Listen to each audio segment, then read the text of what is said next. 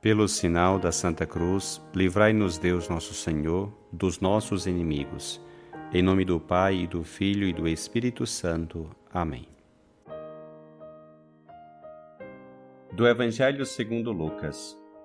Naquele tempo, os publicanos e pecadores aproximaram-se de Jesus para o escutar. Os fariseus, porém, e os mestres da lei criticavam Jesus. Este homem acolhe os pecadores e faz refeição com eles. Então Jesus contou-lhes esta parábola. Um homem tinha 2 filhos. O filho mais novo disse ao pai: Pai, dá-me a parte da herança que me cabe. E o pai dividiu os bens entre eles. Poucos dias depois, o filho mais novo juntou o que era seu e partiu para um lugar distante. E ali esbanjou tudo numa vida desenfreada. Quando tinha gasto tudo o que possuía, houve uma grande fome naquela região, e ele começou a passar necessidade. Então foi pedir trabalho a um homem do lugar, que o mandou para seu campo cuidar dos porcos. O rapaz queria matar a fome com a comida que os porcos comiam, mas nem isto lhe davam. Então caiu em si e disse: Quantos empregados do meu pai têm pão com fartura, e eu aqui morrendo de fome? Vou-me embora, vou voltar para meu pai e dizer-lhe: Pai, pequei contra Deus e contra ti. Já não mereço ser chamado teu filho. Trata-me como a um dos teus empregados. Então ele partiu e voltou para seu pai. Quando ainda estava longe, seu pai o avistou e sentiu compaixão. Correu-lhe ao encontro, abraçou-o e cobriu-o de beijos. O filho então lhe disse: Pai, pequei contra Deus e contra ti. Já não mereço ser chamado teu filho. Mas o pai disse aos empregados: Trazei depressa a melhor túnica para vestir meu filho, e colocai um anel em seu dedo e sandálias nos pés. Trazei um novilho gordo e matai-o. Vamos fazer um banquete, porque esse meu filho estava morto e tornou a viver, estava perdido e foi encontrado. E começaram a festa. O filho mais velho estava no campo. Ao voltar, já perto de casa, ouviu música e barulho de dança. Então chamou um dos criados e perguntou o que estava acontecendo. O criado respondeu: É teu irmão que voltou. Teu pai matou o novilho gordo porque o recuperou com saúde.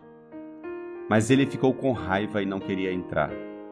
O pai, saindo, insistia com ele. Ele, porém, respondeu ao pai: Eu trabalho para ti há tantos anos, jamais desobedeci a qualquer ordem tua, e tu nunca me deste um cabrito para eu festejar com meus amigos. Quando chegou esse teu filho, que esbanjou teus bens com prostitutas, matas para ele o novilho cevado. Então o pai lhe disse: Filho, tu estás sempre comigo, e tudo o que é meu é teu. Mas era preciso festejar e alegrar-nos, porque esse teu irmão estava morto e tornou a viver, estava perdido e foi encontrado.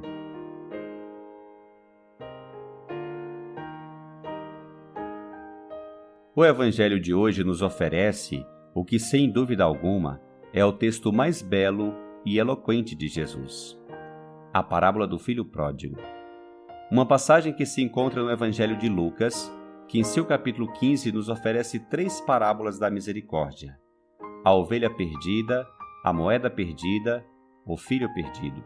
Todas essas 3 parábolas têm algo em comum. Algo de muita importância se perde. O dono deixa tudo, faz o impossível para encontrá-lo e, quando o encontra, celebra com uma alegria transbordante. Jesus apresenta essas parábolas frente a escribas e fariseus que murmuram e criticam, porque ele acolhe com misericórdia os pecadores.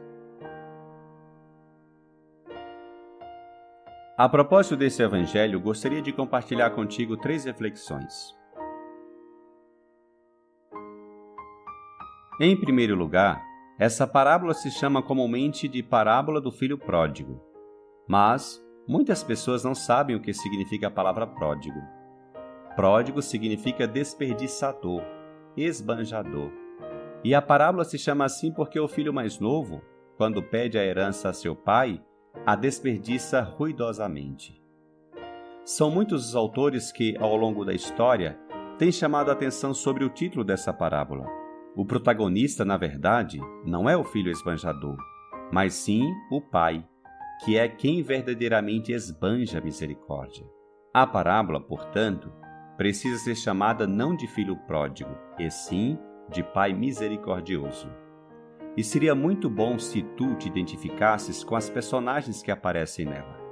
Esse pai misericordioso, esse filho perdido que desperdiça tudo, ou esse irmão mais velho que não é capaz de experimentar a alegria de estar sempre junto do pai.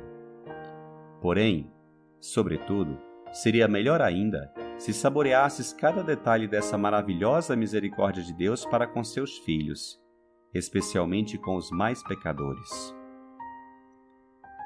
Tens experimentado tu, em tua vida, esta incrível misericórdia de Deus?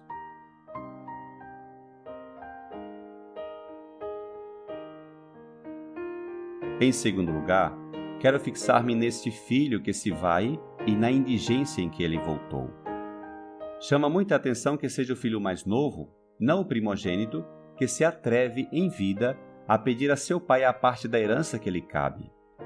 Se trata de um gesto feio, como quem diz, quero que morras, ou somente importa-me teus bens.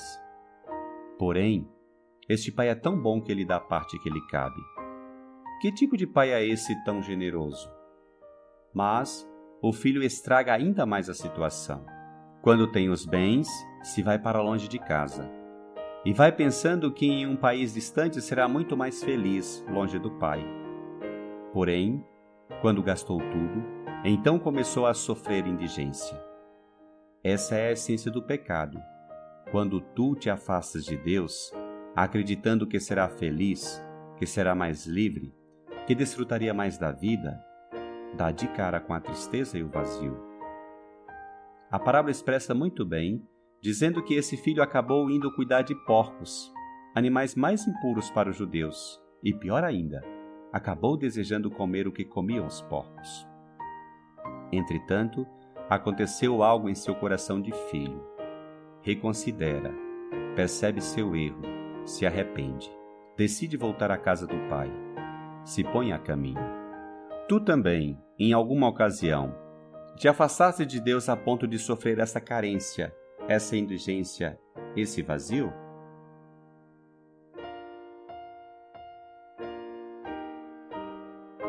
Em terceiro lugar, quero dirigir um olhar ao retorno desse filho que, arrependido, e depois de sofrer 1000 carências, decidiu voltar à casa do pai.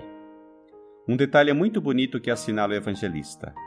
Quando ainda estava longe, seu pai o avistou e sentiu compaixão. Correu-lhe ao encontro, abraçou-o e cobriu-o de beijos. Quando ainda estava longe, seu pai o viu. Como é possível? Porque ele estava esperando. Quantas manhãs, quantas tardes, quantas noites, o pai esteve olhando ao horizonte esperando que seu filho voltasse. E, quando o vê aparecer, não fica parado com os braços cruzados, disposto a recriminá-lo, senão que começa a correr, abraça e cobre de beijos este filho que gastou toda a sua herança. O interessante é que o filho nem sequer teve tempo para expressar a frase completa que havia pensado em dizer.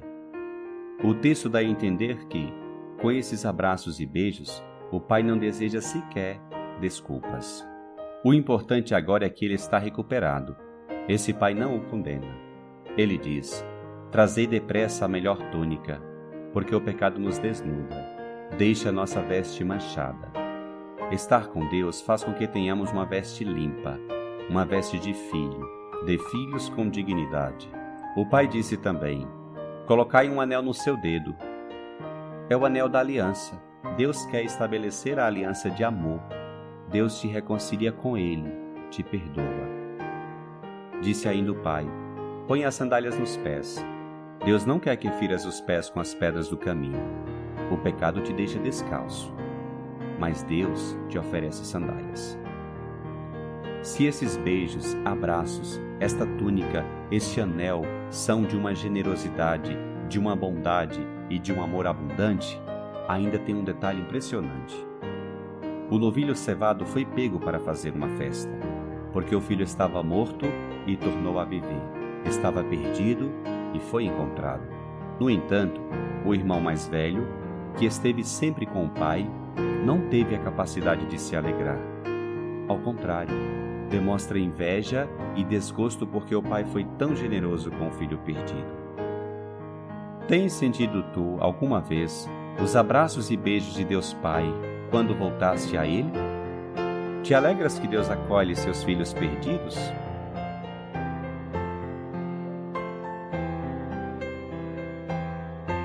Que este Evangelho te leve a admirar a incrível misericórdia que Deus tem para com os pecadores e a alegria que tem no céu cada vez que tu mesmo voltas a Deus, que tu deixas teus pecados. Pare de imaginar que longe de Deus serás mais feliz. Não te enganes, a felicidade está com Ele.